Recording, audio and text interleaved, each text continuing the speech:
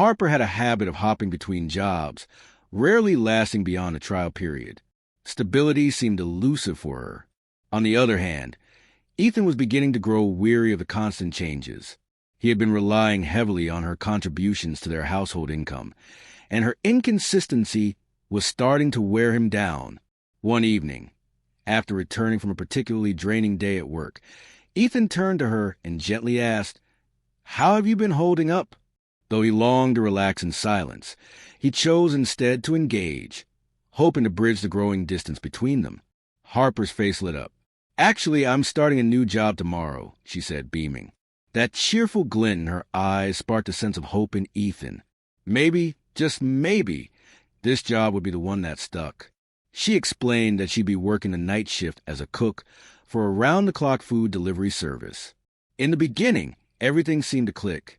The first few months flew by without issue. Harper appeared genuinely content, and the late-night hours came with extra pay, which noticeably boosted her earnings.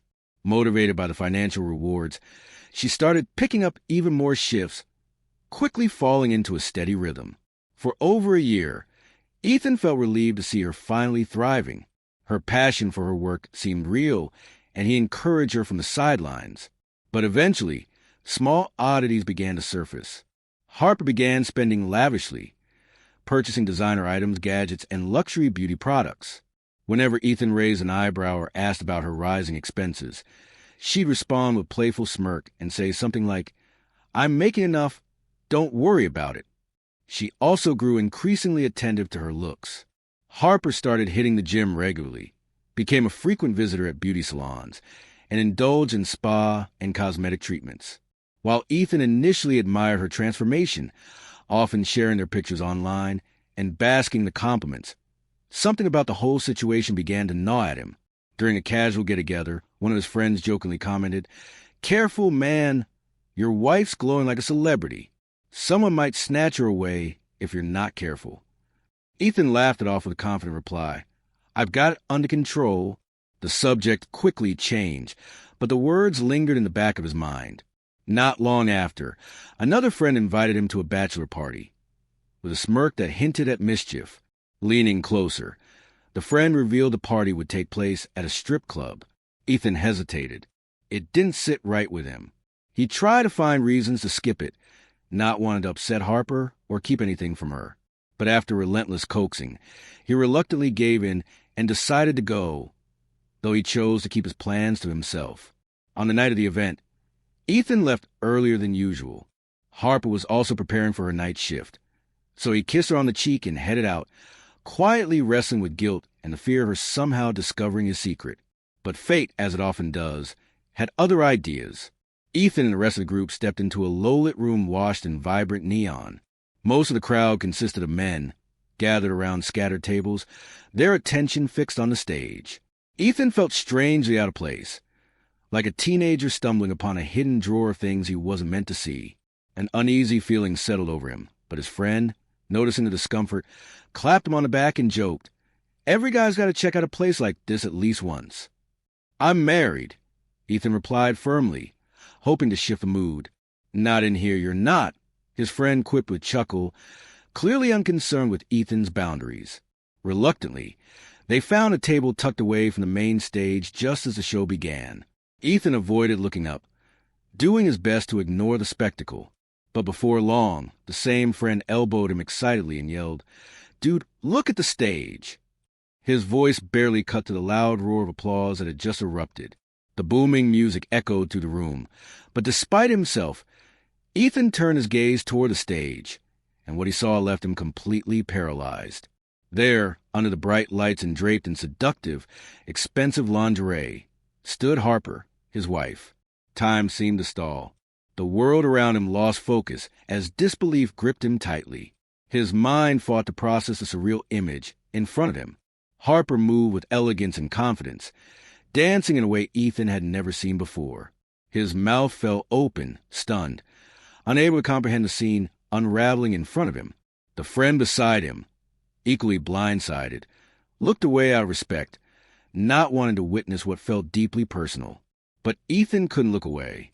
Frozen in place, he watched from a distance, certain she hadn't seen him through the dim lights and crowd. Around him, other men stared intently, clearly captivated. At a nearby table, one man leaned toward a waitress, murmuring something into her ear while gesturing subtly in Harper's direction. A wave of panic surged through Ethan. Acting on instinct, he flagged the waitress down. She approached with practiced sway, hips moving to the beat. Ethan leaned forward urgently and asked, "What did he just request?" She glanced around cautiously, then brought her voice down to a whisper.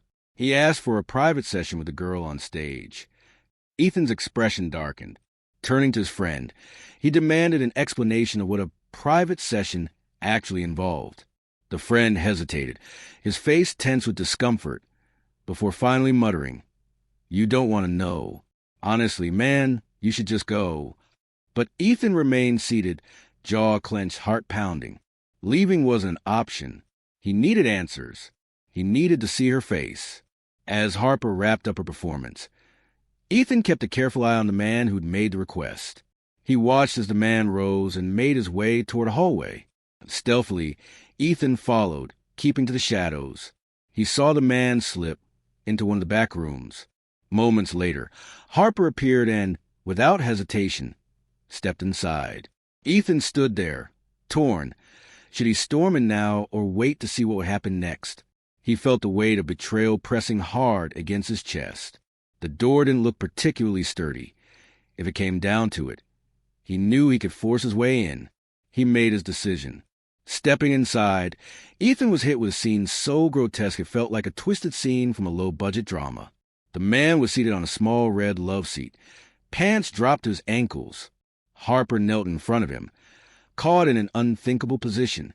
The moment she saw Ethan standing there, eyes blazing, fists clenched, she froze. Her face went pale, her eyes wide with horror.